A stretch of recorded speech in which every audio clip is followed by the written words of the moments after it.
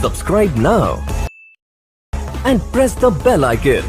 नमस्कार दोस्तों, स्वागत है आपका हमारे चैनल पर। तो ज़्यादा देर नहीं करते और जानते हैं आज की ताज़ा खबरें फटाफट अंदाज में। क्या 3 मई के बाद लॉकडाउन खुलेगा? पीएम मोदी क्या करेंगे अगला बड़ा ऐलान? बैंक ने लिया बड़ा फैसला। रिजर्व बैंक ऑफ इंडिया ने किया बड़ा ऐलान। इन राज्यों में जारी रहेगा लॉकडाउन, इनको मिलेगी छूट। मजदूरों को सरकार छोड़ेगी उनके राज्य। क्या रेलवे चलेंगी? मिलेगा राशन मुफ्त में? रिलायंस जियो का नया प्लान? इन सभी सवालों के जवाब मिलेंगे सिर्फ यहीं तो बने रहिए और जल्दी से जल्दी चैनल को सब्सक्राइब जरूर कीजिए और लाइक और शेयर करना ना भूले। तो चलिए शुरू करते हैं। प्रधानमंत्री नरेंद्र मोदी ने सोमवार को मुख्यमंत्रियों के साथ हुई चर्चा में लॉकडाउन खोलने को लेकर नीति बनाने को कहा है। पीएम ने राज्यों से कहा है कि वह क्षेत्र में स्थिति के अनुसार जोन के हिसाब से लॉकडाउन खोलने का प्लान बनाएं। प्रधानमंत्री नरेंद्र मोदी ने इस बैठक में कहा कि राज्य सरकार अपनी नीति तैयार करें और किस तरह लॉकडाउन को खोला जाए। इसमें रेड, ग्रीन और ऑरेंज जोन में राज्य अपने इलाकों में लॉकडाउन को खोला जा सकता है। अगली खबर है, ओडिशा के मुख्यमंत्री नवीन पटनायक ने 1 महीने और लॉकडाउन बढ़ाने की मांग की है। प्रधानमंत्री नरेंद्र मोदी के साथ वीडियो कॉन्फ्रेंसिंग में सीएम नवीन पटनायक ने लॉकडाउन को पूरे महीने तक जारी रखने की मांग की है। हालांकि इस पर पीएम मोदी ने हर राज्य से लॉकडाउन को लेकर प्लान बनाने को कहा है।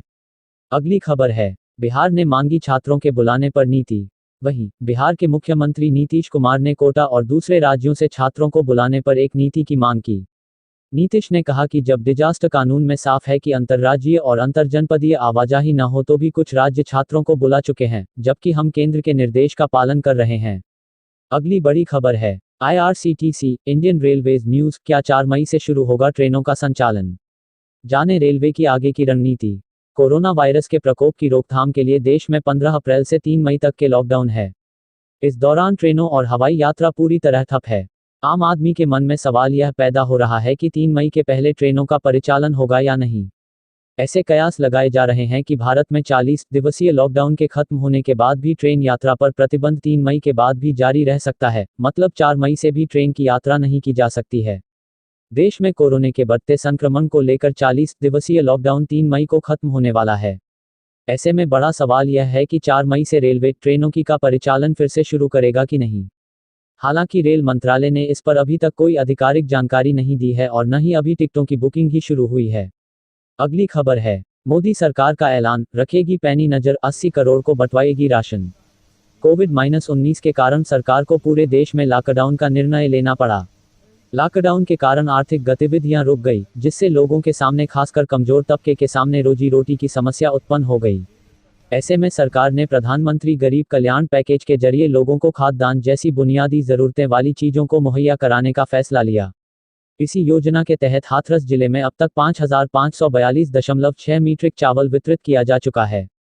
अगली खबर है, म्यूचुअल फंड्स हाउस की पैसों की तंगी को कम करने के लिए भारतीय रिजर्व बैंक आरबीआई ने सोमवार को म्यूचुअल फंड्स के लिए 50,000 करोड़ रुपए की स्पेशल लिक्विडिटी फैसिलिटी की घोषणा की। बता दें कि US based mutual fund house Franklin Templeton ने भारत में 6 डेट फंड्स को बंद कर दिया है। निवेशकों के आत्मविश्वास को मजबूत करने के लिए आरबीआई ने म्यूचुअल फंड्स को विशेष तरलता सुविधा देने की घोषणा की है। आरबीआई ने कहा कि वह सतर्क है और कोरोना के आर्थिक प्रभाव को कम करने और वित्तीय स्थिरता को बनाए रखने के लिए हर आवश्यक कदम उठाए जाएंगे। और अगली आज की बड़ी खबर है, प्रवासी मजदूरों की घर वापसी की कवायद तेज, बाद ओडिशा भी सक्रिय।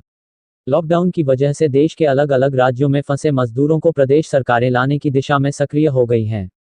उत्तर प्रदेश से लेकर मध्य प्रदेश, पंजाब सहित कई राज्य सरकारें बस भेजकर अपने अपने मजदूरों को लाने की कवायद शुरू कर दी है। तो ओडिशा के मुख्यमंत्री नवीन पटनायक ने भी अपने प्रवासी मजदूरों के लिए मुख्यमंत्रियों के साथ बातचीत की है। कोरोना वायरस से निपटने से लिए देश भर में लागू लॉकडाउन को 1 महीने से ज्यादा समय हो गया है। ऐसे में देश के अलग अलग राज्यों में फंसे हुए मजदूरों को प्रदेश सरकारें लाने की दिशा में सक्रिय हो गई हैं। उत्तर प्रदेश से लेकर मध्य प्रदेश, पंजाब सहित तमाम राज्य सरकारें बस भेजकर अपने अपने मजदूरों को लाने की कवायद शुरू कर दी है। तो ओडिशा के मुख्यमंत्री नवीन पटनायक ने भी अपने प्रवासी मजदूरों के लिए मुख्यमंत्रियों के साथ बातचीत की है। अगली बड़ी खबर है, लॉकडाउन से लोगों की आर्थिक स्थिति डावाडोल होने लगी है। कई कंपनियों ने वेतन में कटौती कर दी है। कारोबार बंद होने से छोटे व्यापारियों की हालत भी खस्ता होने लगी है। ऐसे लोगों के लिए स्टेट बैंक ने सस्ते ब्याज पर इमरजेंसी लोन देने का ऐलान किया है। साथ ही 6 महीने तक किस्त भी नहीं देनी होगी। एसबीआई ने कहा है कि लोन लेने के लिए घर से बाहर निकलने की जरूरत नहीं है। जिन्हें लोन चाहिए उन्हें घर बैठे 45 मिनट के अंदर मिल जाएगा।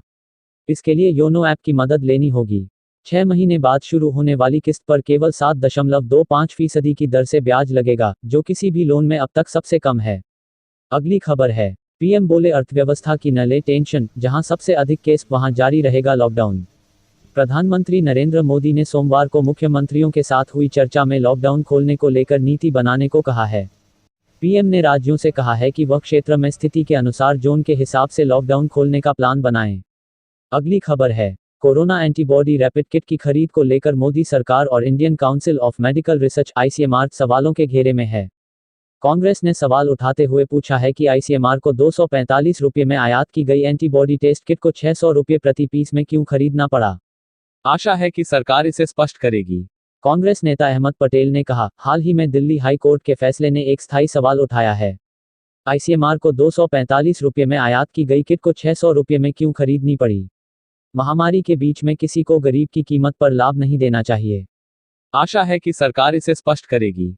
अगली खबर है, उत्तर कोरिया के नेशनल हॉलीडे कार्यक्रम में किम जोंग उन के शामिल न होने के बाद से तरह तरह की अटकलें लगाई जा रही हैं। कई दिनों तक कहा जाता रहा कि उनकी हॉट सर्जरी हुई है, जो कामयाब नहीं हो पाई। इसके बाद उनके ब्रेन डेड होने की बातें भी आईं। ये अटकलें भी लगने लगी कि किम के बाद सत्ता कौन संभालेगा। वैसे उनकी खास ट्रेन राजधानी प्योंगयांग के बाहर एक रिजॉर्ट पर नजर आई है, लेकिन किम की बाकी स्पेशल ट्रेनें कहाँ हैं। आम दिनों में उनकी स्पेशल ट्रेनें प्योंगयांग के आसपास के यार्ड्स पर ही खड़ी रहती हैं। अगली खबर है, कोरोना वायरस का कहर दुनिया के साथ साथ भारत में भी बढ़ता जा रहा है। देश में इस खतरनाक वायरस के अब तक कुल लगभग 27,892 मामले आ चुके हैं। इस बीमारी से 6,185 लोग ठीक हो गए हैं या उन्हें अस्पताल से छुट्टी दे दी गई है। यह जानलेवा बीमारी देश में अब तक सरकारी आंकड़े के अनुसार 872 लोगों की जान ले चुका है। और अगली बड़ी खबर है, देश में कोरोना वायरस के बढ़ते मामलों को देखते हुए बढ़ाया गया लॉकडाउन 3 मई को खत्म हो रहा है। कोविड-19 संक्रमण की रफ्तार अभी धीमी नहीं पड़ी है, ऐसे में कई राज्य 3 मई के बाद भी सख्ती जारी रखना चाहते हैं। कोरोना पर बनी दिल्ली सरकार की कमेटी ने एक दिन पहले कहा था कि राष्ट्रीय राजधानी में 16 मई तक लॉकडाउन बढ़ाना पड़ेगा। उसके बाद शनिवार को 5 और राज्यों ने कहा कि वे अपने यहां हॉटस्पॉट्स में 3 मई के बाद भी लॉकडाउन रखना चाहते हैं। महाराष्ट्र, मध्य प्रदेश, पंजाब, पश्चिम बंगाल और ओडिशा ने लॉकडाउन आगे बढ़ाने की बात कही है। तो दोस्तों, खबरें अच्छी लगे तो प्लीज़ चैनल को सब्सक्राइब करें और लाइक करें।